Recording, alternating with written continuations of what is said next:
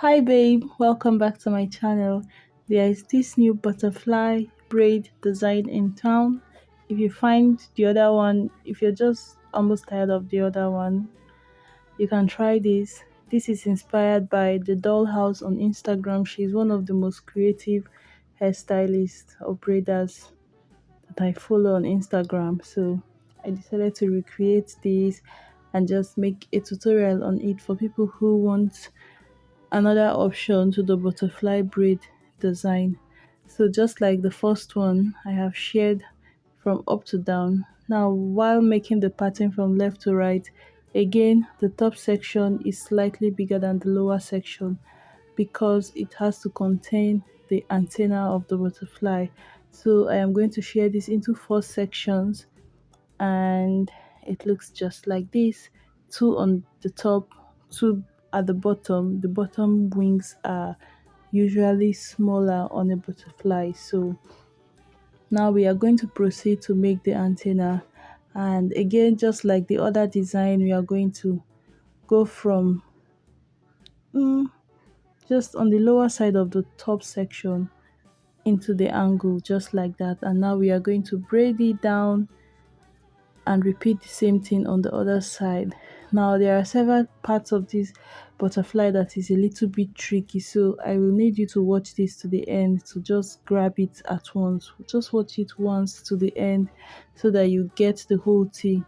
When it comes to the edges, because you're going to see on your right hand side as you're watching, I'm going to carve out the shape of the wings, but on the right hand side you can see that on the left hand side it's the edges or her edges.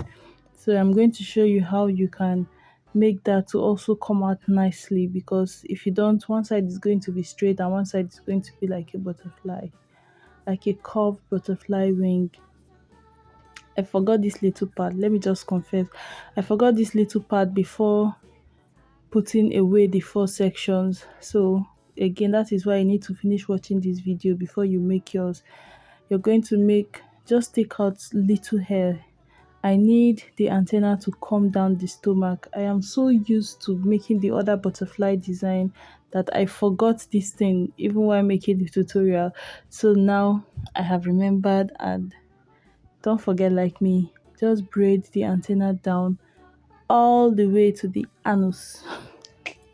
Just make it past the intestines and get down all the way to the bottom of the butterfly, because this is just something that is in this one that is not in the other butterfly design we have been rocking for months or almost a year.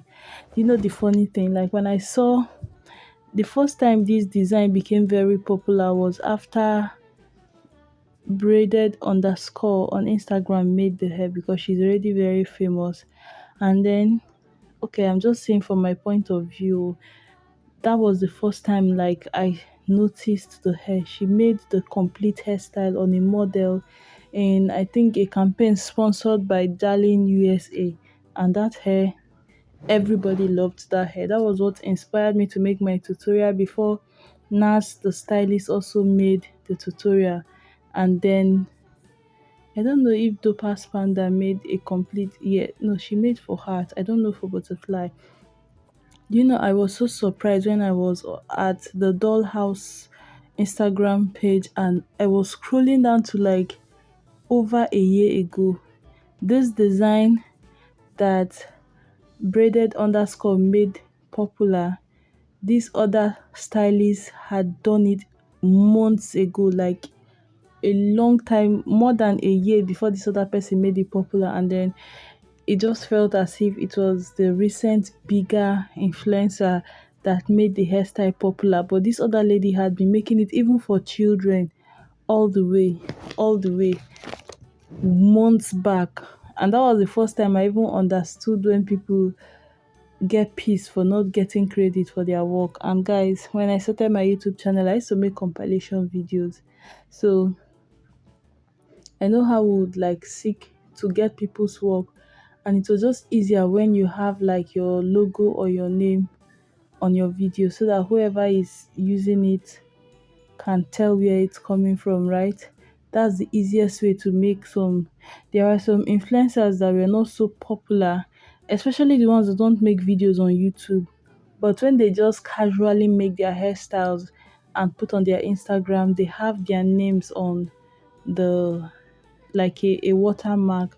So they became popular without really wanting or working on being popular. But then if your work is not watermarked and everybody can just run with the idea and something like that, it made me kind of cautious because when I really, the first time I started, I didn't know what it meant to give credit to people, guys. I was just looking to grow on YouTube and was having fun because as a hairstylist, I used to come to YouTube to get inspiration, to learn, and I didn't think much about people wanting credit for their work. I don't know if you've never, if you are not a content creator, you will not find it, you might not be sensitive to the fact of people using your work without giving you due credit. You understand? So at first, and the good thing about it, about those compilation videos, was that when people watch it and like a particular one out of all your compilation, they want to go check that creator out, and then they won't find the name. Some people start calling me out. They are like, why don't you list who made these videos so that we can go check them out? They're not even bashing me for not giving credit. They just wanted to go learn more about that work. That was when I said knowing that, oh, I was doing something wrong. Oh. And then when the TikTok own came on trend, I now understood how aggravating it is for your work to just be floating around and become popular and nobody knows that you made it. That sucks like big time. So when I was going down the dollhouse page, I was like, wow, so this woman made, or this lady, or this person made this hairstyle long, like almost 2 years ago. I can't remember exactly the time, but it was way before it was made popular to us. Somebody had, and then I don't even know if she was the first person that has been doing this or someone else has done it. So I just try now to give credit to where I see something from. Okay, oh, I skipped the part where.